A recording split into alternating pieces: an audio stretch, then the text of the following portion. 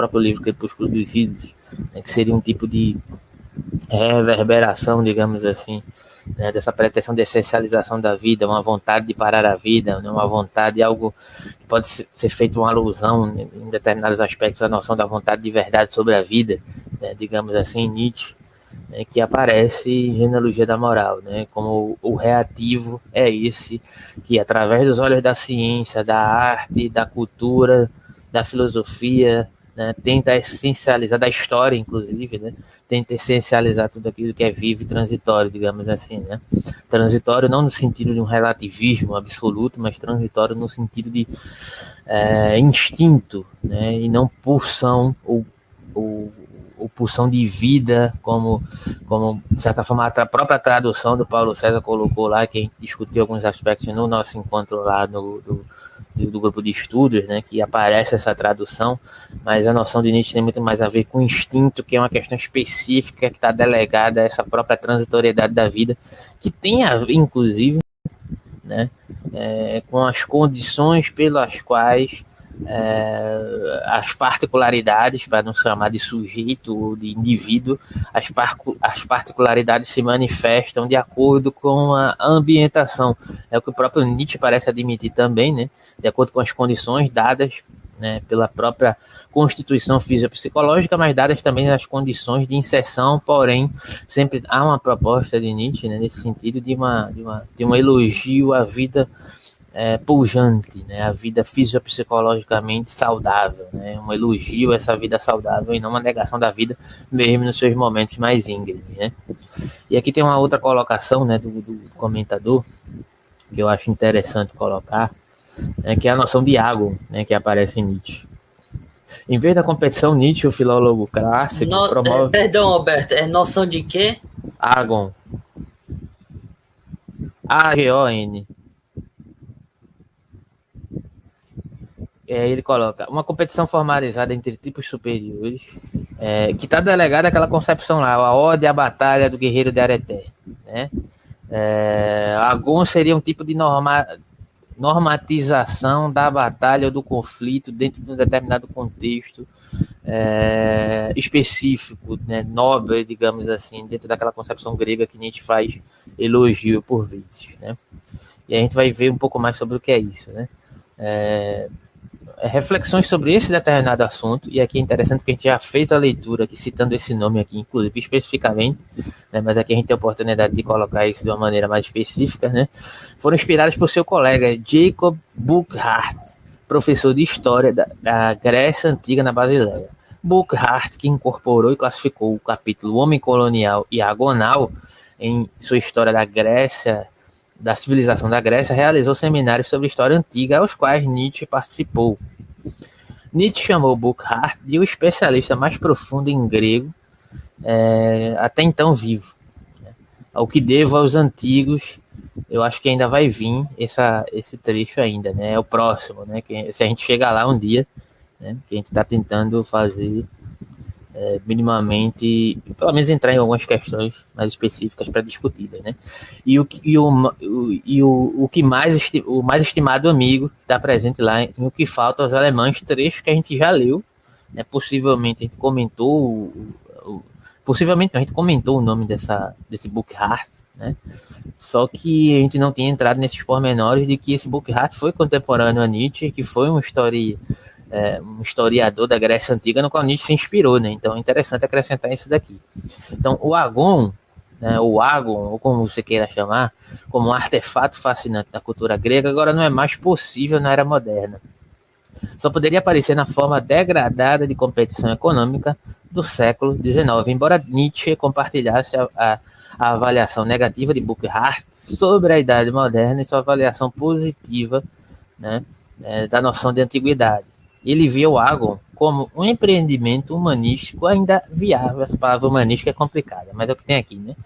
Digno de ser resgatada. A seu ver, alguém poderia entrar no Agon como grandes figuras do passado. E aqui tem uma característica de Nietzsche, né? A própria noção de história que se reverbera em algumas concepções lá no jovem Nietzsche, e uma delas é justamente se referir a figuras históricas como um tipo de referencial. Isso aparece aqui, né? e do presente em todos os tempos, apesar do rompimento dos séculos e as limitações culturais da sociedade moderna. Então, para Nietzsche, o espírito do agon ou do ago não é especificamente dirigido contra um oponente ou competidor, nem requer uma eliminação existencial desse oponente. Embora isso possa acontecer tangencialmente, em vez disso, o agon é o meio ritualizado pelo qual as vontades superiores afirmam o poder ativo. E isso cria um ambiente controlado e formal, em que duas ou mais vontades fortes podem projetar poder, mas com uma expressão positiva e dirigida para o exterior da vontade de potência, em vez de incorrer na competição e na acumulação de energia com ênfase na sobrevivência e eliminação do oponente. Os canais de agon, força potencialmente destrutiva, dirigida para fora, resultante de a necessidade da vontade de se afirmar e projetar um fórum socialmente aceito. No agon, o tipo superior nunca impõe competição indesejada a um rival, pois o objetivo não é a competição como tal, é localizar um igual que se pode desafiar em termos iguais e estabelecidos para o que possa ser dirigido para fora. O agon estabelece as regras e condições pelas quais tais poder podem ocorrer. Perdão. Aí aqui ele contextualiza. Para Darwin, a sobrevivência conota aptidão e superioridade relativa. Isso aqui é complicado, né? Porque é a interpretação do comentador, né? E é justamente ele parece caminhar no erro pelo qual Nietzsche, de certa forma, foi dirigido, né? Mas eu vou prosseguir aqui, depois eu comento isso, né? Você quer comentar alguma coisa? Sim, mas eu não sei se isso vai atrapalhar a leitura, mas... Vai falando aí, diga. Não, porque qual é o nome desse cara que você citou da Basileia? Que Burckhardt. A gente leu, inclusive, isso no trecho anterior, o que falta aos alemães, só que a gente mencionou o nome dele e contextualizou a partir do texto, não foi especificamente para a questão bibliográfica. Né? Burckhardt. Burckhardt. Eu só não entendi onde entra essa questão de Burckhardt. Burckhardt foi um historiador da história da Grécia Antiga. Não, essa parte eu entendi, só que você não deixou eu terminar. Eu queria, na verdade, esse tal de Burckhardt, são dois pontos, são duas coisas que eu queria saber. Primeira, onde entra essa relação entre Burckhardt e o agon, e outra, esse tal de agon, será que na concepção nietzschiana, que você citou o jovem Nietzsche, que para quem não sabe, o jovem Nietzsche nessa fase também bastante visto como um grande estudioso da filosofia grega antiga. Alguns até gostam tem gente que gosta de resumir como o Nietzsche da obra Nascimento da Tragédia, de 1872, e aí aí eu me lembrei que teve uma live que a gente fez sobre Nietzsche, e a gente falou sobre a questão do dionisíaco e do apolíneo, que são um dos temas que surge nessa fase do primeiro Nietzsche, ou jovem Nietzsche. E onde entra, será que a agon seria uma figura apolínea, ou até mesmo dionisíaca, para Nietzsche? É isso? Será que Nietzsche quer trazer? Ela tem alguma coisa assim? Foi uma coisa que eu fiquei me perguntando e que ia fazer essa provocação a vocês. São esses dois pontos. Olha, agon significa luta, basicamente. Tá? Agon é igual a luta, só que não é uma luta que se erige a partir, digamos assim, da escamoteação, da tramóia, digamos assim, ou da articulação do espírito profundo, que é coisa que aparece lá no Genealogia da Moral, né? Tem aquele famoso textinho, né, que Nietzsche fala que se eu não me engano, ele se refere ao inseto, né? O inseto manifesta sua mediocridade encolhendo-se para não ser de novo pisado. Não é bem assim, né? Mas é mais ou menos por aí. E chama isso de humildade, digamos assim, né? Entretanto, isso seria uma característica de sobreposição, né, daquele que é o que se constitui fisiopsicologicamente como fraco durante a vida, né?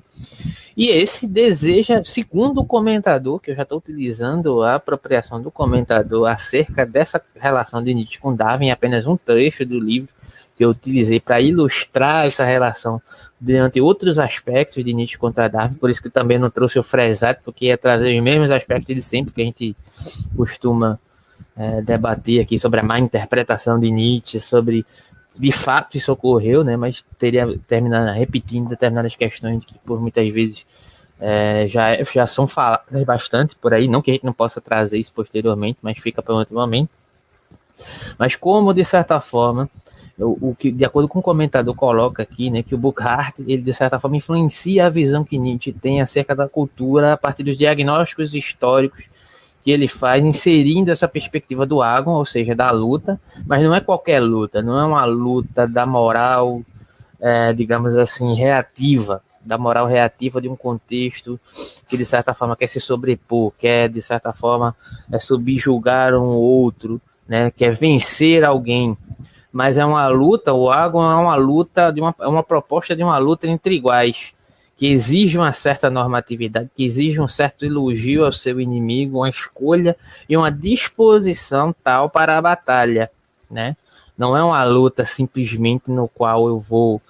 Seria uma característica típica de um guerreiro de Ereté. Sim, não é uma luta no qual simplesmente eu vou a qualquer custo ou de toda forma vencer porque eu sou, digamos assim, o mais apto ou o mais, digamos, adequado àquela determinada situação. E é isso que o Nietzsche coloca enquanto acusação a Darwin, apesar de interpretarmos que essa acusação que Nietzsche faz a Darwin não necessariamente se aplica. Porém, ele traz a questão aí desse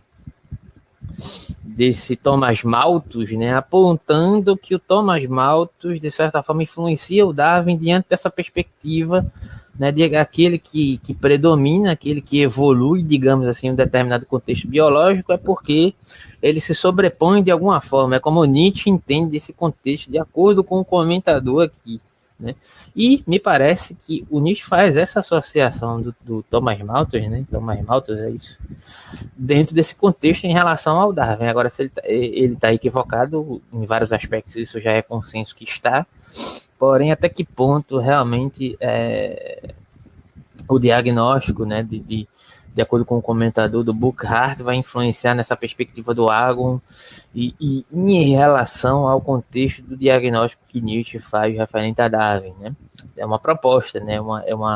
É uma concepção de uma inserção de um elemento específico sobre essa questão de que Nietzsche coloca aqui em jogo, né? Da concepção das forças, né? Porque, inclusive, o diagnóstico que o próprio Heidegger faz referente a Nietzsche, que Nietzsche coloca como faz uma ontologia do ente, né? O ente esse chamado de vontade e potência. E aqui ele coloca que, de certa forma, a vontade e potência não é uma coisa, né? Mas é algo multifacetado que existe em tudo aquilo que, de certa forma, possui algum tipo de vida, né? Que se manifesta de maneira particular. E esse Agon seria uma proposta, digamos, de uma... E aí essa pergunta é um pouco complicada, porque você coloca, e o jovem Nietzsche, como é que se contextualiza nisso? Não faço a mínima ideia. Porque me parece que essa noção de Agon, porque você mencionou algo, aí... Ela tem algo... Não, que você tinha mencionado antes de eu falar. Eu falei jovem Nietzsche em referente a outra coisa, não foi referente a essa comparação. Mas, sei lá, parece que tem... O Apolíneo Dionisíaco, como aparece lá no jovem Nietzsche, é diante de uma perspectiva de complementaridade. Não necessariamente é uma exclusão do Apolíneo do Dionisíaco. Muitas vezes é interpretada essa questão de que Nietzsche faz uma, digamos, uma apologia do Dionisíaco e um apagamento do Apolíneo. Não é bem isso, né? Ele tenta demonstrar lá, por mais que ele esteja influenciado por Schopenhauer, que existe um movimento de complementaridade que é próprio da vida, isso já no jovem Nietzsche, né? Entre Apolíneo e Dionisíaco, que de certa forma eles se complementam, né?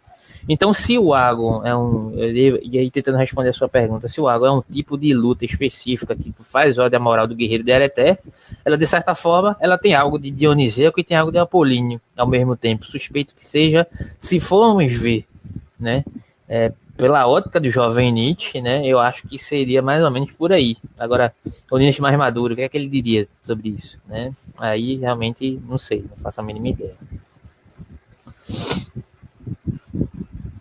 E onde entra a Buchheim, né?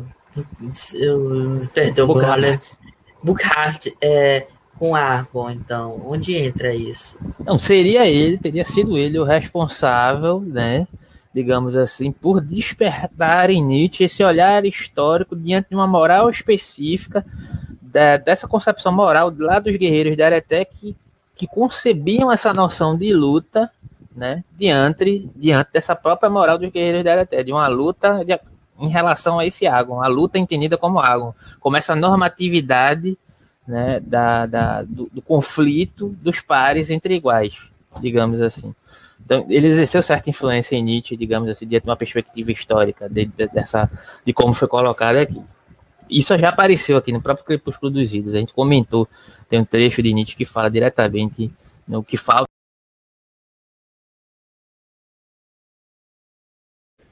Tem a situação, quando tudo parece